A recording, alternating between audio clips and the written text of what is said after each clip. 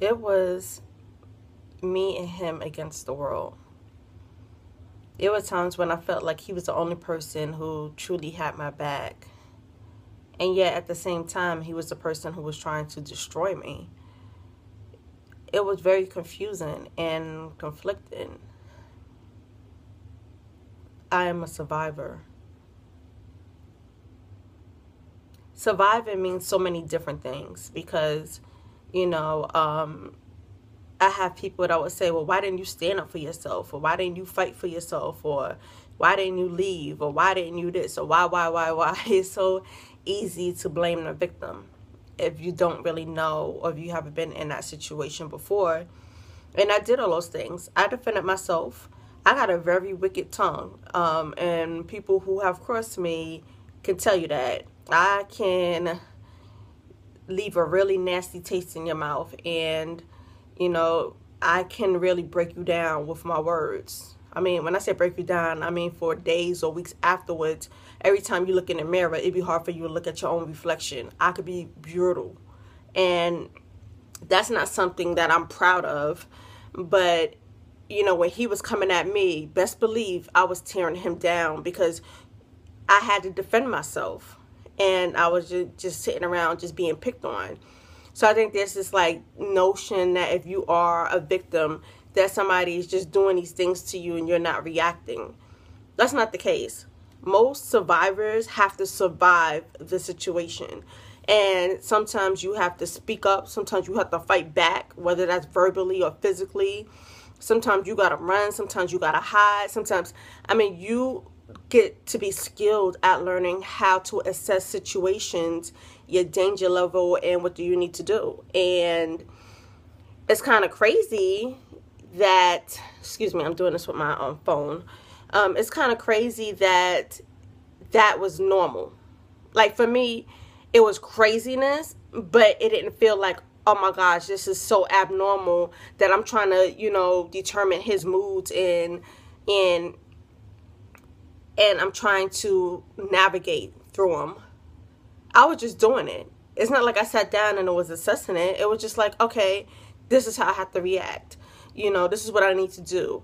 And when my child was involved, some of the things I had to swallow. I couldn't be, when I say swallow, I had to swallow my pride. I couldn't, because, you know, he called me out my name. All of a sudden, we're going to start yelling and having a screaming match. I didn't feel like to prove to him that, oh, I can go there with you was necessary when I'm trying to keep peace in my house. So my son grew up in an environment where he think is happy.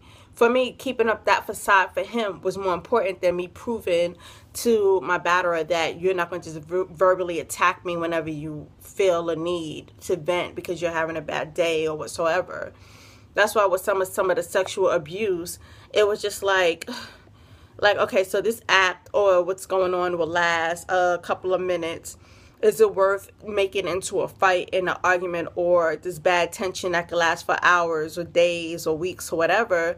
And then I have to worry about him being angry and putting me and my child in jeopardy when I could just, you know, just endure it. I'm somebody that has a lot of physical strength, and that's not necessarily the most positive thing either. And, you know, growing up, everybody used to always say, you know, you so strong, you so strong. That's all I heard from family and friends. You so strong, you the strong one. You so strong, like emotionally, physically, you just so strong. You know, even when I was in the shelter, the girls would tell me that because they would come to me a lot for advice. You so strong, you so strong. Well, I'm human. Believe it or not, I'm human. I'm not no god. I'm not no superhero. I'm not superwoman. I am a human, and I get broken down too, and I get hurt too, and having to be strong for everybody in the world is hard. And there was a time when I felt like I had to advocate for everyone, advocate for my sisters, advocate for my friends. Somebody got in trouble or something, whatever. Yo, come on, let's go. But for me, I wasn't advocating for myself in the same ways, in the same extremes.